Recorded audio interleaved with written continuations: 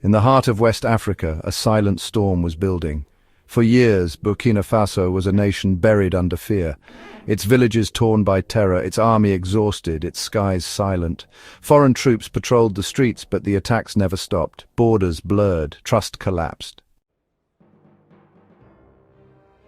Burkina Faso's fall didn't happen overnight. Militants swept across its northern and eastern territories, burning schools, ambushing soldiers, and displacing entire communities.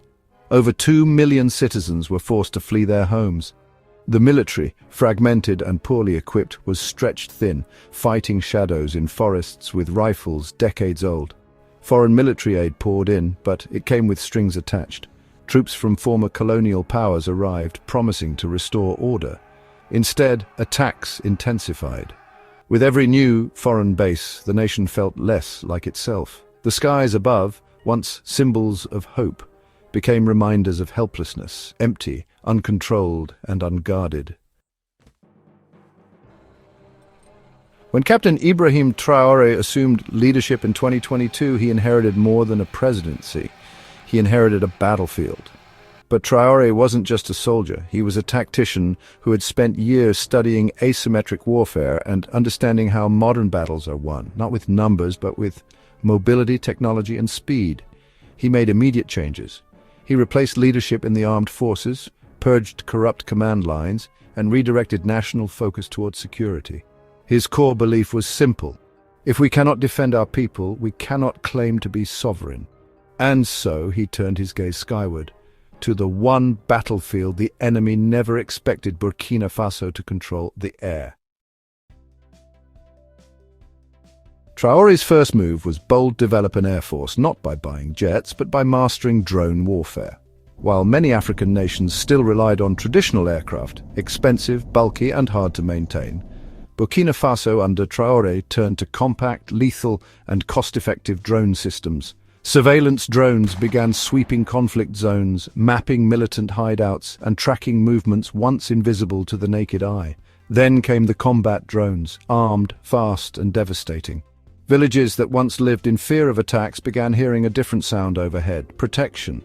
He paired this with training local drone operators, investing in Burkinabe-built ground control stations, and ensuring that these tools were in the hands of trusted, trained soldiers, not outsourced to foreign contractors.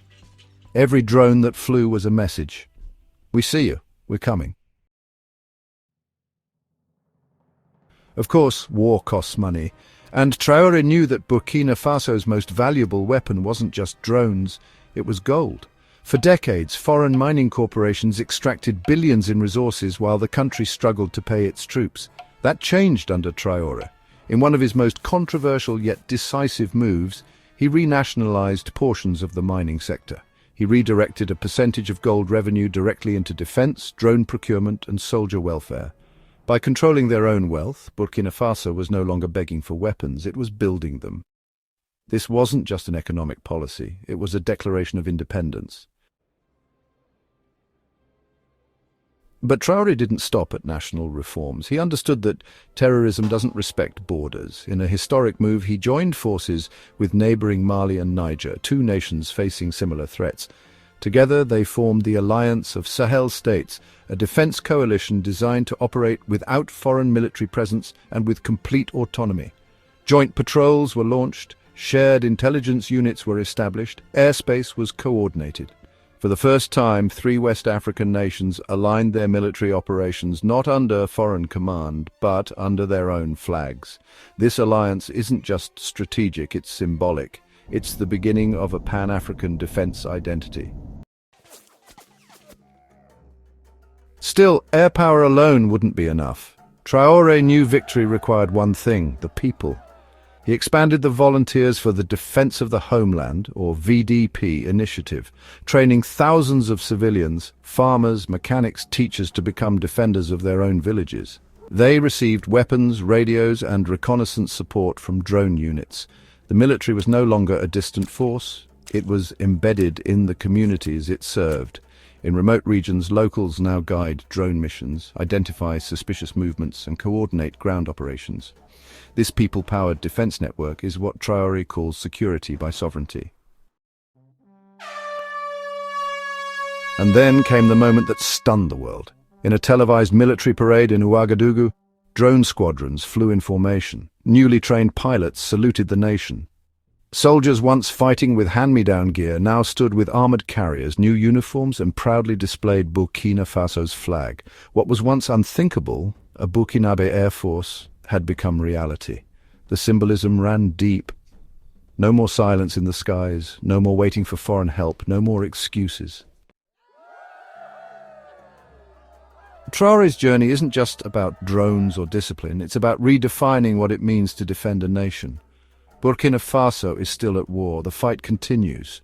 But now it's a war on their terms, fought by their own hands with their own tools under their own skies. Across Africa, his rise is both inspiration and warning. A new generation of leaders is coming. They're not waiting for permission, they're taking back their future. This is not just military reform, it's not just an air force, it's a rebirth. One built on resolve, one lifted by flight, and one led by a captain who dared to look up and refused to back down.